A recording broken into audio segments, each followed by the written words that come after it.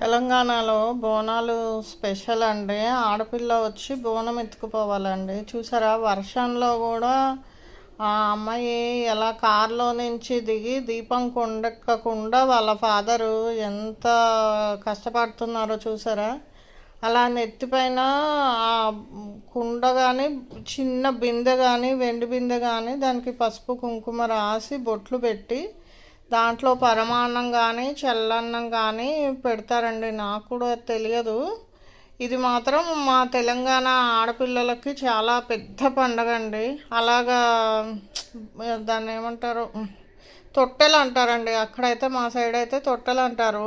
ఇది మొక్కుకున్న వాళ్ళైతేనే ఆ తొట్టెలు అమ్మవారికి సమర్పిస్తారు. దీనికి మేక అంటారు కదండి, గొర్రెను మేకను. నేను వెజిటేరియన్ కాబట్టి నాకు అంత తెలియదు. దీన్ని కట్ చేస్తారండి. దీన్ని సప్పుడుతోటి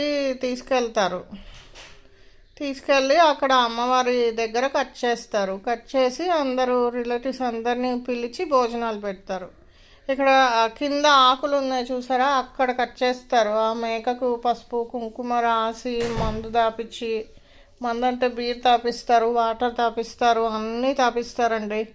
తాపించి కట్ చేస్తారు. ఇది టెంపుల్ అండి, Kanakala Katta Maisamma temple, tank bund. కానీ లోపల అమ్మవారిని ఎక్కువసేపు తీయనీయలేదు ఫోటో, అంతే అండి.